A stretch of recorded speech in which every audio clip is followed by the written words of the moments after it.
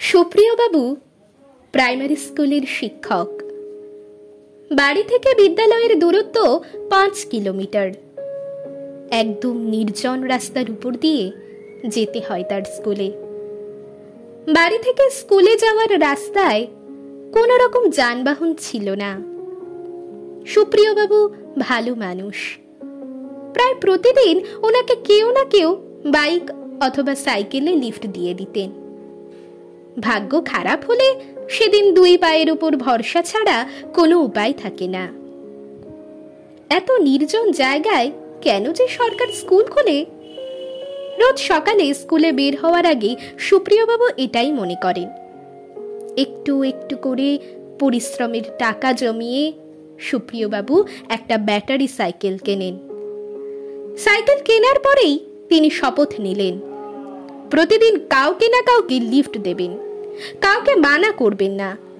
কারণ তিনি জানতেন, যখন কেউ লিফট দিতে মানা করে তখন ভীষণ লজ্জায় পড়ে যেতে হয়। সুপ্রিয়বাবু যখনই স্কুলে যেতেন কাউকে না কাউকে পিছনে বসিয়ে নিতেন।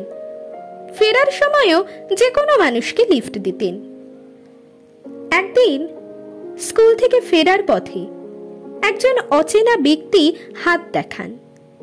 সুপ্রিয়বাবু সাইকেল থামিয়ে তাকে পিছনে বসিয়ে নেন।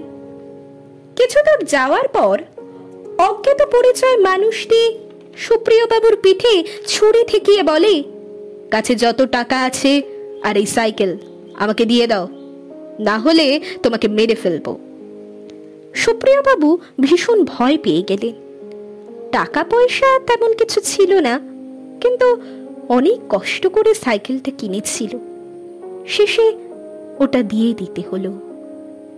যাই হোক, নিরুপায় সুপ্রিয়বাবু অজ্ঞাত পরিচয় মানুষটিকে সাইকেল দিয়ে বললেন, সাইকেল নিয়ে যান, কিন্তু আমার একটা অনুরোধ রইল। চোর বলে, বলুন। সুপ্রিয়বাবু বললেন, তুমি কোনোদিন কাউকে বলবে না এই সাইকেল কোথা থেকে এবং কিভাবে তুমি পেয়েছো।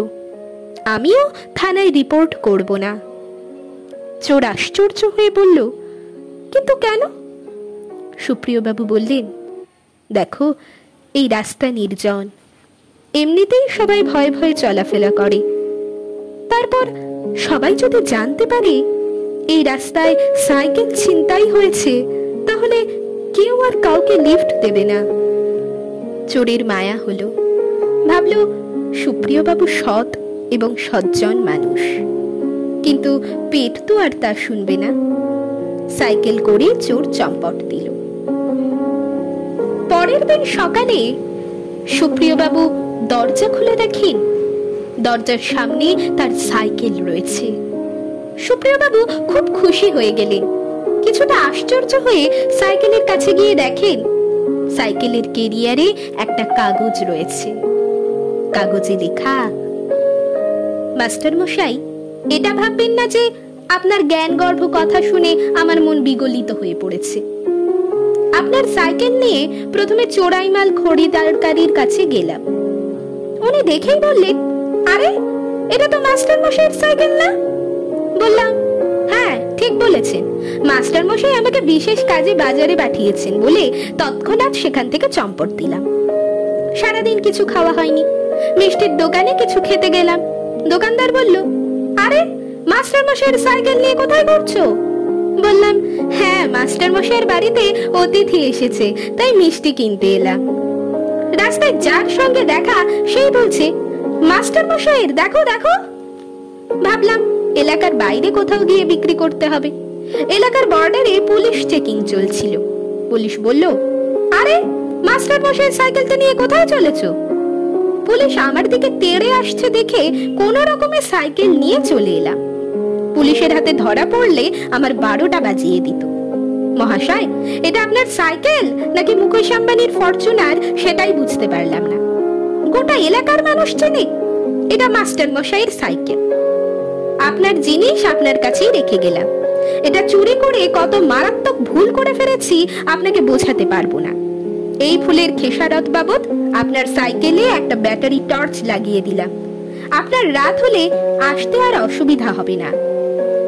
চিঠিটা পড়ে সুপ্রিয়বাবু হেসে উঠলেন, বললেন, ভালো কাজ করলে, অবশ্যই ভালো প্রতিদান পাওয়া যাবে। সাময়িক কালের জন্য খারাপ কাটলেও সেই খারাপ দীর্ঘস্থায়ী কখনোই হবে না। অপর কেউ খারাপ করছে বলছে আপনিও করবেন, তাহলে আপনার আর ওনার মধ্যে তফাৎ কি রইবে বলুন? সৃষ্টিকর্তার শ্রেষ্ঠ জীব হলো মানুষ, তাই প্রতিটা মানুষের সামাজিক দায়বদ্ধতা রাখা উচিত। তাহলেই সমাজ ভালো থাকবে, আমাদের এই ধরনই ভালো থাকবে। ভালো কাজ করুন, সব ভালোই হবে।